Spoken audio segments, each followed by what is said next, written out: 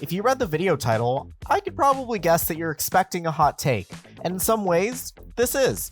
But at the same time, it's not that hot of a take. Nostalgia is a very odd feeling in that it brings us back to something that makes us happy or makes us feel comfortable, or just reminds you of a time where you had no worries. It's a very powerful way to bring out an emotional response from people. But can nostalgia hurt the thing you're nostalgic for? Nostalgia, when used improperly, can act as a sort of security blanket, and it keeps you from moving on or facing challenge out of fear of change, both negative and positive. You may have heard of the term nostalgia blinders or nostalgia goggles. Looking back at things with rose-tinted glasses isn't just a saying, but a form of cautionary advice. Just because what worked in the past was good, doesn't mean it'll work or be good in the present, and this surely applies to specifically the first season of Power Rangers. Now, what's the big deal in looking at all this? Well, it affects the show even today, and with more of a negative impact than we may think. Before I tell you how, make sure to subscribe to my channel. I'll be posting more Power Rangers content as well as other essays on things such as Marvel, and consider leaving a like and comment below with your thoughts. First, let's take a trip back to the 90s.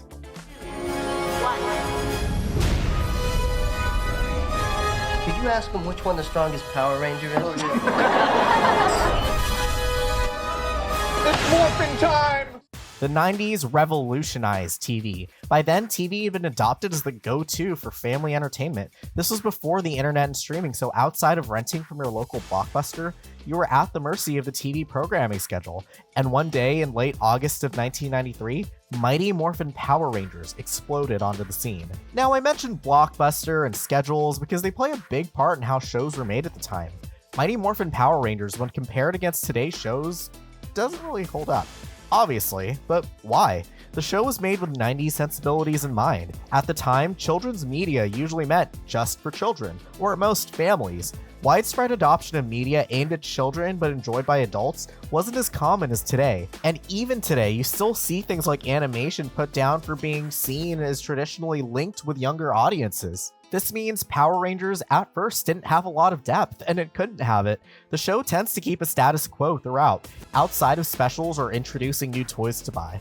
This was strategic. The show had to minimize the risk that kids would feel left out. At the time, there was no baseline for the show's success, and this greatly benefited the show as kids can jump into any episode and be guaranteed a self-contained story with action and a good moral lesson. There was no public idea of what Power Rangers was at the time, so everyone was getting their first taste. The main characters, Zordon's chosen 5 teenagers with attitude, lacked attitude. They were goody-goods, always upstanding citizens. Any adversity or difficulty they got as civilians were usually superficial and rarely stemmed from real character struggle. These were caricatures of the ideal teenager at the time, and this was an idea where kids' shows were really only taken at face value. Character flaws and nuance didn't really mean much to audiences at the time. The idea of putting this much effort into children's media was not common practice. Even if a showrunner wanted to, you couldn't stir the pot then, at least not too much. The show was already receiving pushback for its action thanks to advocacy groups calling the show violent. They were already going out on a limb.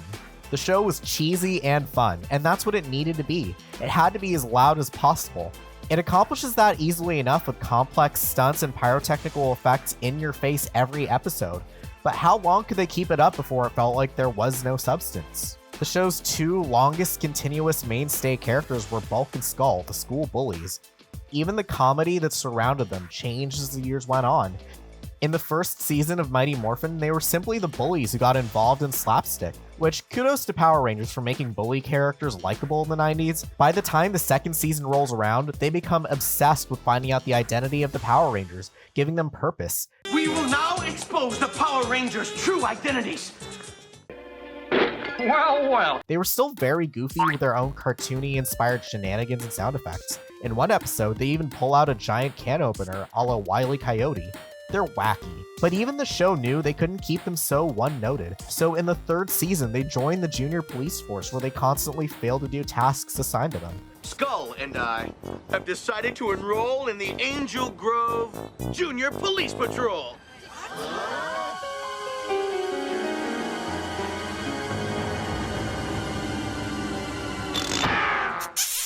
By the time they got to the 6th season, Power Rangers in Space, they became assistants to alien hunter Professor Phenomenus. further changing the kind of comedy they put out. It started with slapstick, then cartooniness, then buffoonery, and later plain hijinks. Do I make myself clear? Got it, sir! Yes, sir! Even the show knew at the time that their humor had to evolve. Mighty Morphin was also cheap to produce. All that mattered was getting the show done as opposed to worrying about how to get it done. Pretty much every reason was stacked against the show to keep its 90s charm. After 2 theatrical films and 5 seasons, the series began to lose steam.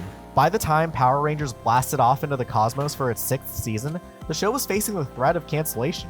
And it's the fear of losing it all that the best of Power Rangers comes forward. Obviously, the show wasn't canceled, but cancellation threats and uncertainty would follow the franchise. Comparing the 1st and 6th seasons of the show is like night and day. The Rangers are more independent, no longer high schoolers. Sort of. They drop it. Their mission isn't just to fight monsters, they have an overarching goal of finding Zordon. Plot twists and reveals became your reason for returning to the show. Story arcs carried through several episodes. The villains had motivations that were, for once, not the stock take over the world spiel, but informed wants or needs based on who they are and what their experiences were. This doesn't sound like the original Mighty Morphin Power Rangers. The series, as it approached the 2000s, grew up. Following Mighty Morphin, things became more innovative as they went. After the show's 3rd season, ratings dropped as the show began to lose steam. For context, the Mighty Morphin suits were used for 3 straight years, no matter the show being filmed in Japan. By Zeo, they took a leap and switched the suits. This is just a guess, but I like to think that the change in suits also signaled a change in direction for the show.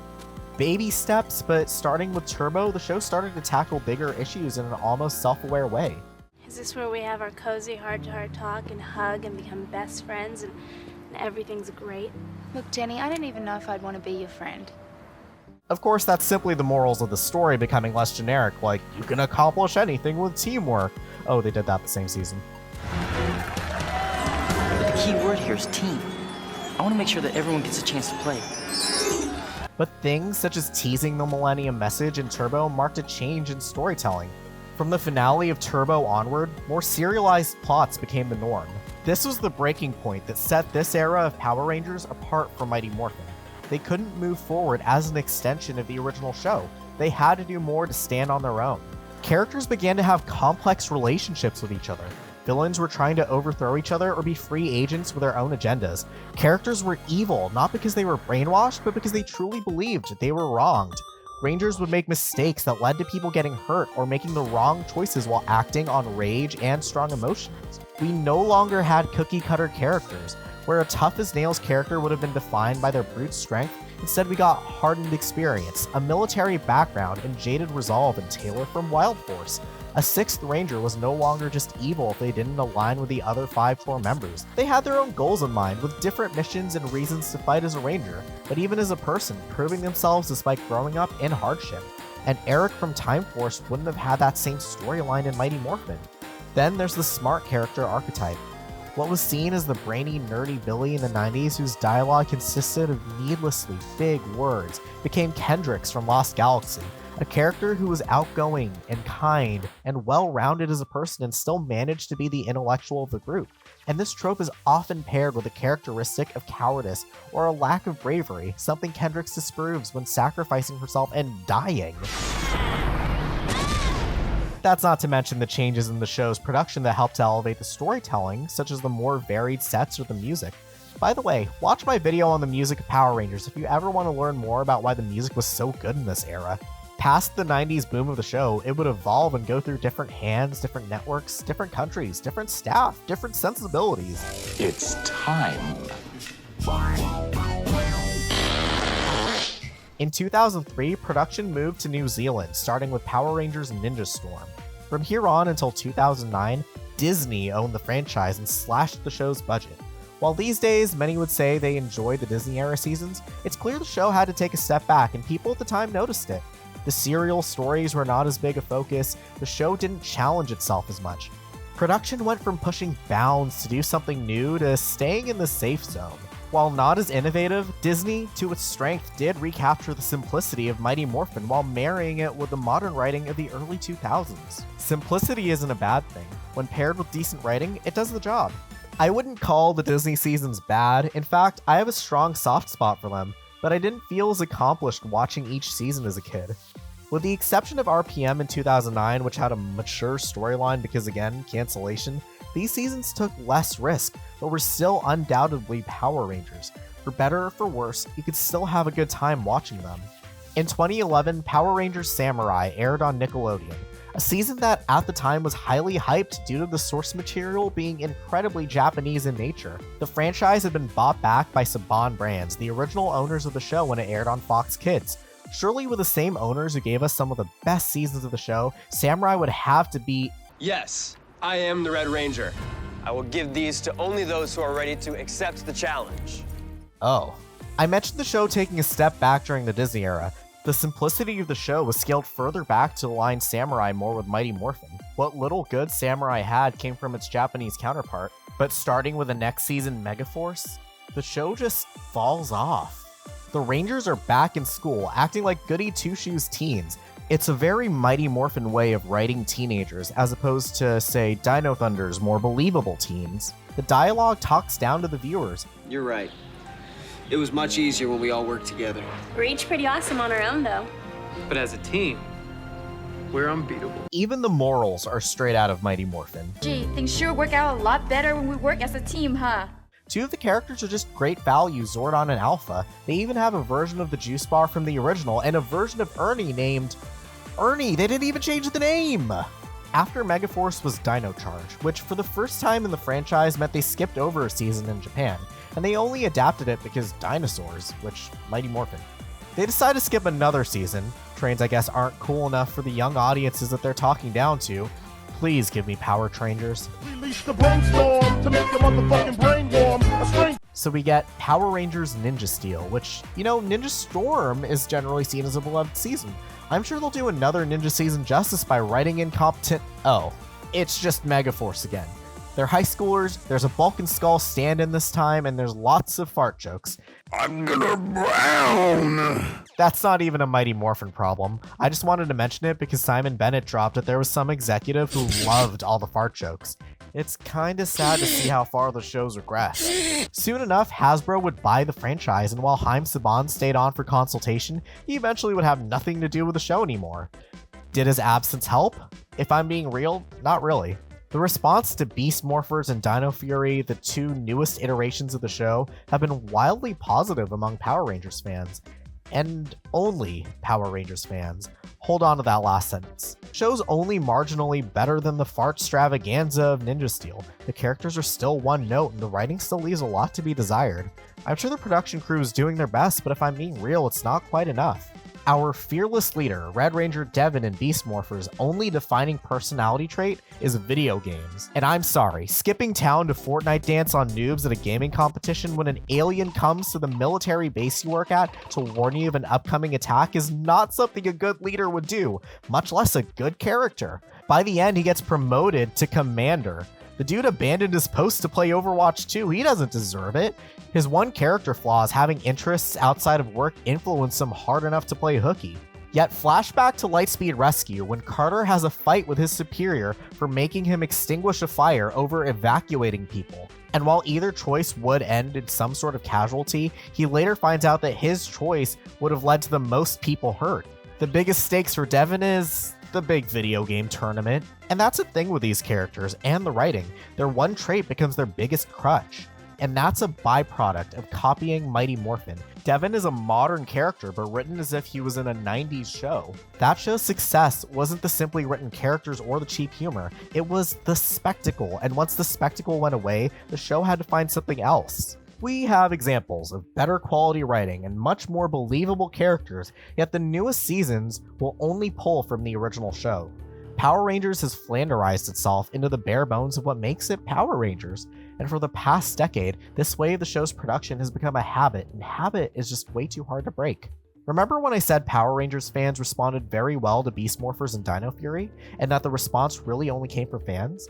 The show doesn't have any pull on people who aren't already fans. The fans who already watched the show haven't even seen quality in years, and can I frankly say we may not even know what quality is. As much as I put it on the show itself to prove its worth, us Power Ranger fans have turned our expectations so low that we'll accept anything.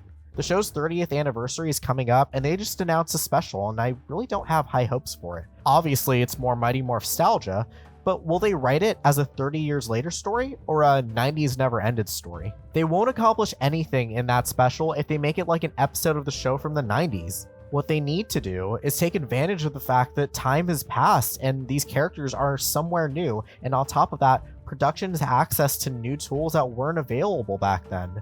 I want to see these characters in a new light, in a new situation, something that they couldn't have done before. This need to hop onto the franchise's original success has snowballed into a lack of trust in me personally. I can't even say that I have high hopes for Cosmic Fury either. Sure, we've seen the suits and we have a general idea of what it's about, but the thing that needs to change we won't be able to see until maybe the first trailer, and even then, the first episode. That being said, Mighty Morphin's chokehold on the show stems from how it's been seen in pop culture today. When you walk into stores and see non-toy Power Rangers merch, it's guaranteed to be Mighty Morphin. Obviously because people remember it, which is fine, that's no one's fault, but it has the effect of instilling attitudes like, oh, the original is better, which Power Rangers fans have been rolling their eyes at for years, but general audiences would likely just silently agree. Attention everyone! Mighty Morphin is the best season. Time Force is pretty good too. The only solution is to make a season so good it can stand on its own legs without piggybacking on Mighty Morphin. The show needs to take less from it and more from seasons like In Space, Time Force, or RPM. And no, tying up storylines from those seasons don't count. I mean putting in the time and effort to make believable characters, an actual story, and real consequences. Another aspect of this fixation on Mighty Morphin is money, and that's absolutely true. You see these suits and it sells, they immediately hook you, but there's a good balance to over-relying on yourself. You're putting too many eggs in one basket, but that basket hasn't had a handle to hold onto since the 90s. We can't stay attached to the glory of the past. Mighty Morphin Power Rangers is a product of its time, from the executives to the marketers to the production to its fans. We can't blindly expect the show to see the same success. Today, we have different tastes, different standards. Is Mighty Morphin bad? Well, the over-reliance on it is. Our nostalgia for the success of the show is not proof that things will work out today. If the show can put a little trust into itself, to do its own thing, to be its own thing, it can grow beyond the fandom. The show has done it before, and I believe it can do it again. It's just a matter of when. That's all from me. Comment below how you feel about the effects of Mighty Morphin to the show's overall quality. Do you agree or disagree? And be sure to like and subscribe. Turn on the notification bell so you don't miss any of my new videos. I also stream on Twitch. You can catch those streams as well as join my Discord server and follow me on Twitter by checking out the links in the description. Nerf this!